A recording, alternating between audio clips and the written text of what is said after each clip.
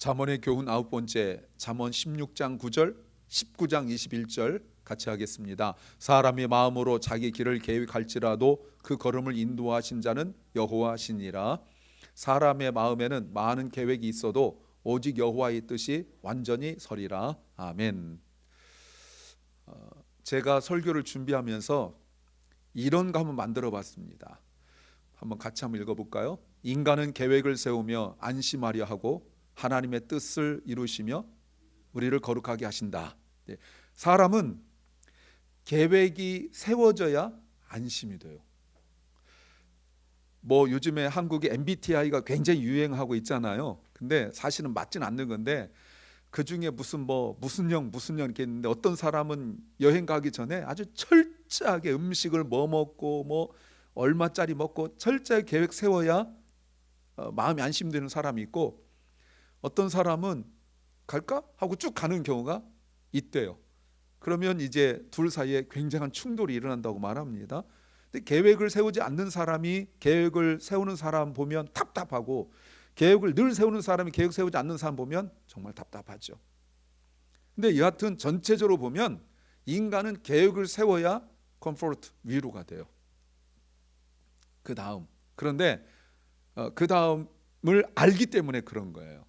인간에게 있어서 가장 두려운 게 뭐냐면 그 다음을 모른다는 겁니다. 이게 제일 두려워요. 내가 지금 이 길로 가는 게 맞는가? 그 다음 챕터에 그 다음 장에는 뭐가 일어날까? 이걸 모르는 게 제일 두려워요. 물론 그냥 그렇게 어제도 그렇고 그저께도 그렇고 지난주 작년도 그대로 사는 사람들은 별 의미가 없겠지만, 날마다 치열하게 사는 사람들에게 가장 큰 두려움은 내일에 대한 두려움이에요. 내일이 확실하면 견딜만 합니다. 그런데 내일이 확실하지 않으면 두려워요. 그런데 하나님은 뜻을 이루시며 우리를 거룩하게 하신다라고 말하고 있어요. 여러분, 무슨 말입니까? 오늘 이 내용을 전체적으로 깊이 생각을 해야 오늘 설교를 들어올 수 있어요. 우리는 통상적으로 보통 매일매일 계획을 세워요. 아침에 눈을 떠서 내가 뭘 해야 될지 계획을 세워나가요. 일정도 그렇고 약속도 그렇고 어떤 미래에 대해서도 그렇고 모든 것들이 다 이렇게 계획을 세워요. 국가도 그렇고 덩치가 클수록 계획이 없으면 안 돼요. 그래서 계획을 세워야 안심을 해요. 계획을 세우지 않으면 불안해요. 그런데 문제는 뭐냐면 계획을 세우지 않으면 불안하고, 그 다음에 계획대로 되지 않으면 낙심해요. 내가 뭔가 하기로 돼 있었는데 그게 못하게 되어졌을 때 많은 경우 사람들이 낙심합니다. 종종 일어나는 한국에서 그 연예인들 스스로 목숨을 끊는 이런 일들을 보면, 다는 아니지만 제가 그것 많아져 가지고 지난달에 신문 칼럼을 써서 보냈는데 논문을 제가 많이 읽었어요. 읽고 신문 칼럼 써서 왜 그런 일이 있는지 제가 써서 보냈는데 그 이유들 중에 가장 큰 이유가 뭐냐면 자기 계획대로 되지 않는 것에 대한 두려움이에요. 다른 사람보다 훨씬 인기도 있고 다른 사람보다 돈도 많이 벌고 이러는데, 내가 지금 이렇게 갔을 때 어떤 일이 벌어졌을 때 그 벌어진 일로 말미암아 내일에 대한 것이 오늘과 같지 않음에 대한 두려움이에요. 내가 지금까지 누려왔던 모든 것들이 다 무너질 거라는 그런 낙심이 자기에게 들어오게 되었을 때, 그 인기 많고 사람들에게 부러움의 대상이 되는 그 사람들도 그 하나밖에 없는 그 목숨에 대한 가치를 분명히 알고 있는데, 나에게 닥칠, 현재 물론 닥치고 있는 것도 있지만 내가 앞으로 더 겪게 될 일들에 대한 그 생각을 아무리 생각해도 그 속에 소망을 찾지 못하게 된다, 그 말입니다. 그럼 이 계획이라는 것이 내가 조금 더 자신을 발전시키고 좀 더 나아지도록 해야 되는데, 결국은 계획이 나를 통제하게 만들어요. 내가 뭔가 플랜을 계획을 세우고 또 버짓에 대한 예산에 대한 걸 뭘 세웠을 때, 그렇게 해서 내가 목표를 향하여 나아가는 건 괜찮은데 그렇게 되도록 하는 것에 대한 걱정과 두려움이 내 안에 있을 수 있어요. 그래서 언제나 그 계획이 어떻게 이루어졌는가에 대하여 관심이 많아요. 그래서 그렇게 해서 뭔가 그 기대 이상을 나왔을 때 사람들은 그걸 축복이라 생각하고 그것에 대하여 굉장히 사람들이 부러워합니다. 그러면 그것에 대한 책을 쓰기도 하고 또 강연도 하고 그렇게 말하죠. 만약 여러분 어떤 사람이 대단한 실력을 가지고 있고 대단한 능력을 가지고 있는 은사를 가지고 있는 사람이 뭔가 어마어마하게 노력했는데 쫄딱 망했다. 간증하러 다니지 않죠. 누가 그 소리 뭐하러 듣겠어요. 근데 그렇지 않은데 이 사람이 뭔가 더 큰 것을 이루어냈을 때 사람들이 보는 거죠. 예전에 제가 설교 중에도 한번 안 좋은 소리 했지만 한국이나 주변에 보면 연예인들 강단에 세워가지고 뭐 어마어마하게 뭐 얘기하고 그렇게 해요. 한국에서도 어떤 유명한 연예인들 막 와가지고 제가 부목사 했을 때 교회 와가지고 했는데 조금 지나고 나니까 음주운전으로 걸리고 뭐 좀 지나고 나니까 또 뭐 이렇게 여러 가지 일들이 벌어져 신문에 아주 막 이런 게 나오고 막. 예. 근데 그 사람이 그렇게 인기를 끌었으니까 예전에 뭐 자기가 하나님 없이 살다가 하나님 만나고 뭐 이렇게 회복됐어요. 뭐 이제 이런 얘기들을 막 이렇게 하죠. 물론 성경도 계획 자체에 대하여 부인하진 않아요. 자 보세요. 16장 9절에 제 밑줄 그어놨는데 사람은 마음으로 자기 길을 계획한다라고 분명히 말씀하고 있어요. 예, 계획은 매우 중요해요. 그런데 문제는 뭐냐면 그 다음이 문제예요. 어떤 겁니까? 이거예요. 우리가 그 계획 안에 self assurance, 자기 확신을 거기에 담는 거예요. 내가 이렇게 하면 성공할 거야. 내가 이렇게 하면 잘 될 거야. 그래서 계획 세우는 거지. 내가 이렇게 하면 틀림없이 망할 거야. 내가 이렇게 하면 안 될 거야. 이렇게 계획 세우지 않아요. 그래서 계획을 세워 나갈 때도 항상 말을 할 때 할 수 있는 것 이런 거를 이렇게 해 나가요. 얼마 전에도 그 어떤 목사님 저하고 얘기할 때 뭐 이런 계획에 대한 두려움이 있을 때가 그러게 했어요. 목사님이 할 수 있는 얘기를 제가 쭉 듣고 그러면 요것부터 그 한 스텝씩 한 걸음씩 해나가는 게 어떻겠느냐, 이뤄낼 수 있는 걸 해야 되잖아요. 되지도 않을 계획을 해서 어릴 때에 나 커서 대통령 될래요, 뭐 장군 될래요, 뭐 그래라 이렇게 말하지만 어른이 돼가지고 뭐 아직도 그런 환상 속에 있으면 안 되잖아요. 매일매일 계획과 일생 계획 속에서 내가 할 수 있는 일들을 해 나가잖아요. 그래서 내가 이렇게 하면 될 거다라고 하는 그런 작은 계획들이 모여서 다투다수로 모여가지고 호랑이도 되고 뭐 이렇게 사자도 되고 뭐 건물도 짓고 이렇게 하는 거잖아요. 그런데 자기 일생을 위하여서든 뭐든지 간에 이게 중요하기도 하지만 문제인 것이 거기에 자기 확신이 들어간다는 거예요. 이 정도는 해야 될 거야 라는 어떤 그 생각들, 이번에 내가 잘할 수 있을 거야 뭐 이런 것들, 이 일만 잘 풀리면 나는 정말 잘 될 거야 라는 그 자기 확신 말이죠. 그런데 16장 9절을 뒷부분을 보시면 사람은 자기 계획을 세우지만 그러나가 문제죠. 그러나 그 걸음을 인도하시는 분은 여호와시다. 그러니까 계획 세운 것 안 믿는 사람들은 그렇다 칠지라도 하나님을 믿는 사람들이 계획을 세울 때 하나님을 의식하지 않으면 그 계획은 별로 의미가 없어요. 계획은 내가 세우지만 그 길을 걷게 하시는 분은 His steps, 걸음이라고 말하고 있습니다. 그 걸음을 인도하시는 분은 여호와시다, 이 말씀입니다. 무슨 뜻이죠? 왜 이 말씀하고 있는 거죠?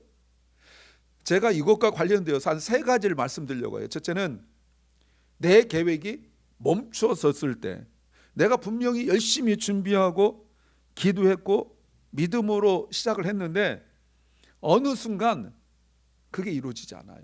쭉 성장으로 가다가 또는 어느 정도 가다가 멈춰서서 더 이상 아무 일도 나에게 일어나지 않아요. 무슨 노력을 하더라도 다 마치 그 늪에 뭘 던지는 것처럼 아무것도 일어나지 않아요. 계획은 분명히 있었는데 갑자기 딱 문이 닫힌 것 같고 벽이 앞에 딱 있어서 어떻게 해도 되지도 않고 상황은 점점 더 탱글된다고 그러죠. 엉켜지게 되어져서 도무지 어디서부터 풀어나갈지 모를 때가 생겨요. 그럴 때 우리 그리스도인들이 주로 묻는 것이 기도합니다만 왜 하나님 왜 아무것도 하지 않으십니까? 하나님 내가 뭘 잘못했습니까? 여러분 성도들 이렇게 아픈 사람들 이렇게 만나고 했을 때 대다수 사람들이 또는 아팠든지 또 가정이든지 사업에 어려움이 생겼을 때 얘기해 보면 대다수가 무슨 얘기하냐면 내가 뭘 잘못했을까?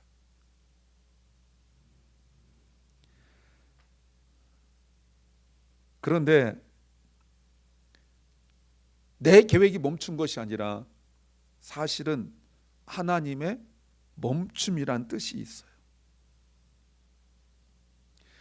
내가 내 뜻대로 잘 되어 나가고 성공하고 내가 내 뜻대로 내 계획한 대로 그 다음 2번, 3번, 4번, 5번 이렇게 되지 않다가 갑자기 딱 멈췄었을 때 멈춰야 보이는 게 있어요. 하나님이 멈추어야 보이게 하시고 멈추어야 들리게 하는 말씀이 있어요. 그래서 나는 굉장히 급한데 멈춰야 되는 게 있어요. 그걸 뭐라고 말합니까? 그걸 섭리라고 말해요. 내가 2번, 3번, 4번 되는 것은 플랜, 나의 계획이라면 2번, 3번 해서 4번 안 가고 3-1, 3-2 이렇게 갔잖아요. 삥 돌아가는 것 같거든요. 그걸 섭리라고 해요.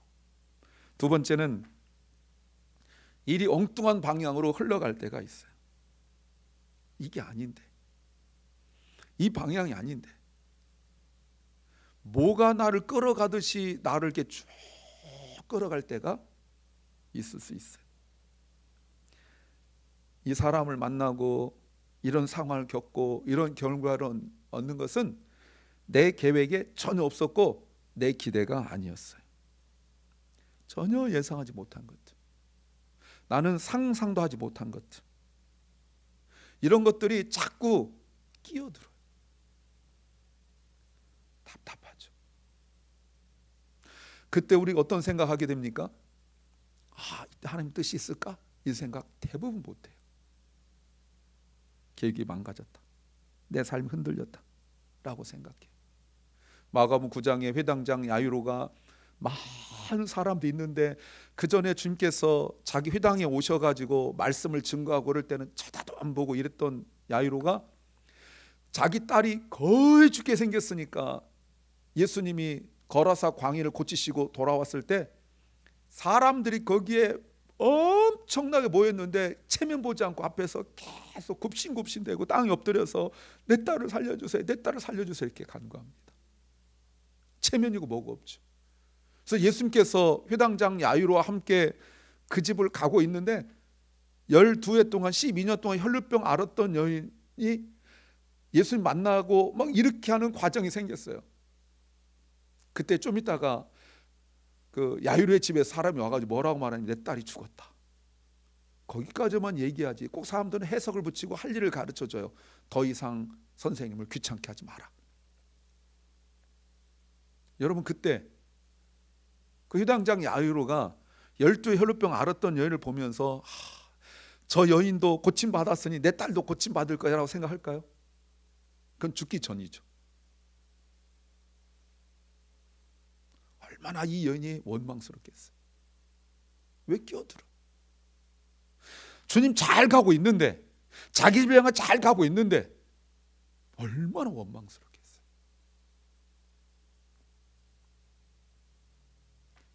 그런데 이때 하나님은, 주님 우리에게 말씀하시죠.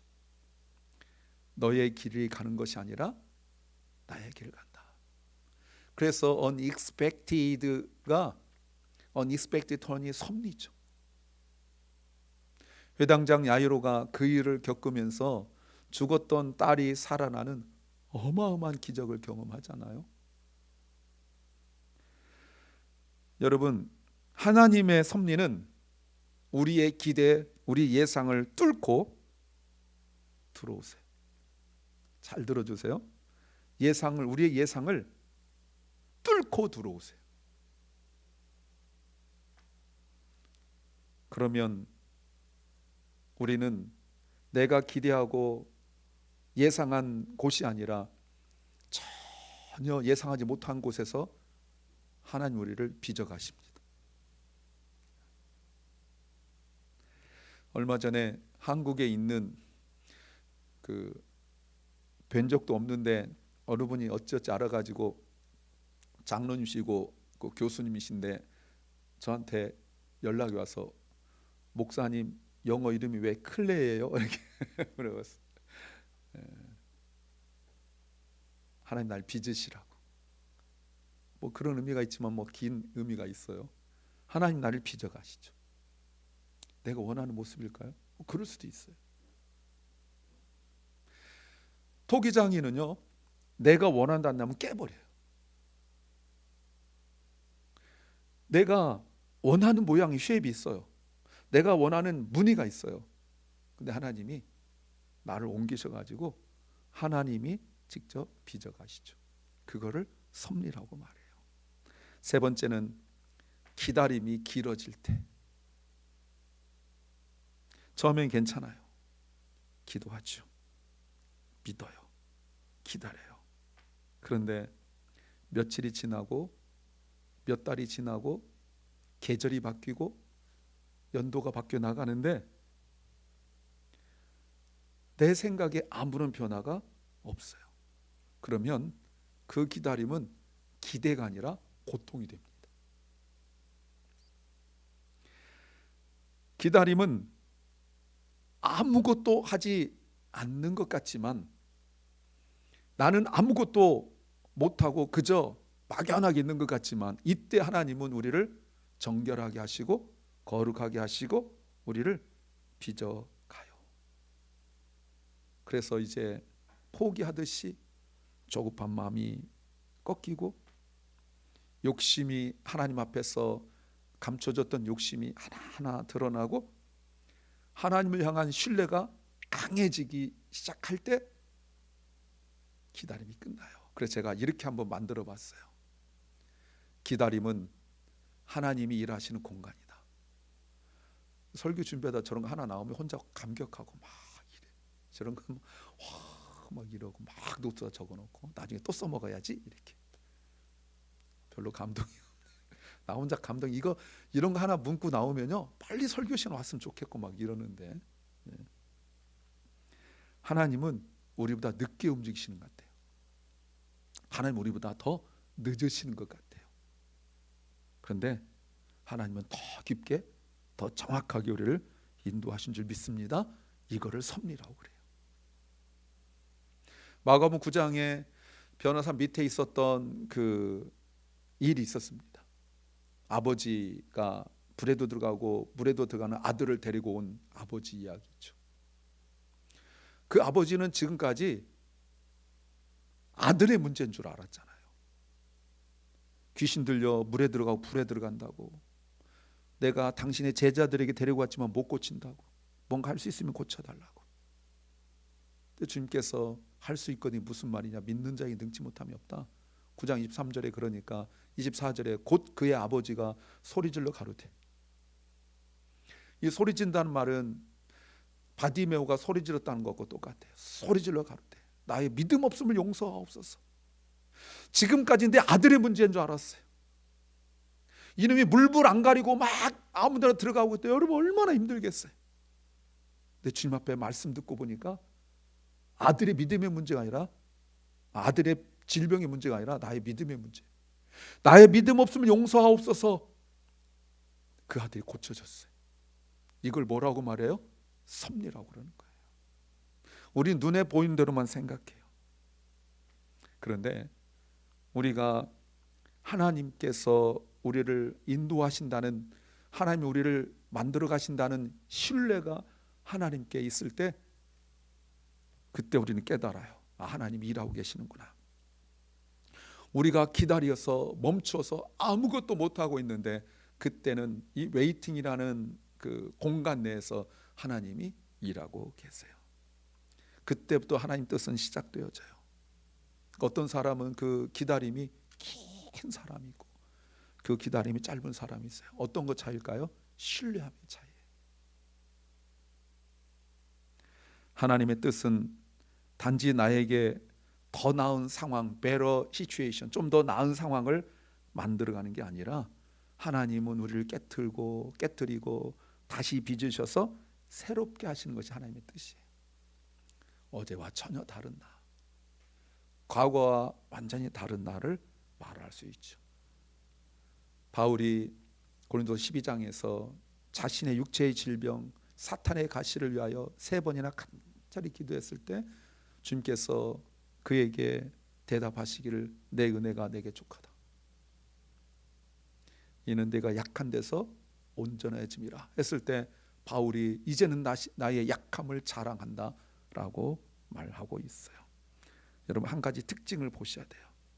우리는 과정 속에서 자꾸 결과를 기대하고 나가지만 하나님 그 과정을 더 소중하게 생각해요. 다윗이 하나님께 기름 부음 받고 이미 왕으로 인정되었지만 그날부터 왕이 된 게 아니에요. 사울에게 쫓기고 그리고 자신의 사랑하는 아들을 때문에 쫓기고 이러면서 하나님은 다윗을 빚어가셨어요.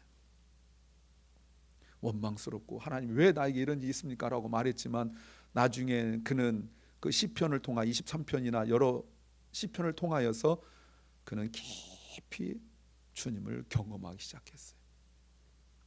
요셉도 하나님께서 그를 향한 계획이 있었죠. 처음에 몰랐어요. 그러나 형들에 의하여 죽일 뻔하였고 또 애굽으로까지 팔려가서 노예로 종살이로 감옥에까지 가면서 하나님은 그를 통하여 이루고자 하시는 계획이 있어요. 그래서 형들을 만났을 때 그 얘기를 한단 말이에요. 사랑하는 여러분, 하나님은 그 과정과 결론은 이미 결론 나 있어요. 그건 우리가 어떻게 할 수 없어요. 그 과정 속에서 하나님은 그 결론에 합당한 그릇으로 우리를 만들어 가시죠. 그래서 우리는 그 인생의 의미를 언제나 하나님의 뜻 섭리 안에서만 발견할 수 있어요. 그래서 19장 21절 말씀 같이 한번 읽어보겠습니다. 시작. 사람의 마음에는 많은 계획이 있어도 오직 여호와의 뜻이 완전히 서리라. 아멘. 아멘. 결국 하나님 뜻이 이루어져요. 하나님 뜻이 무엇입니까?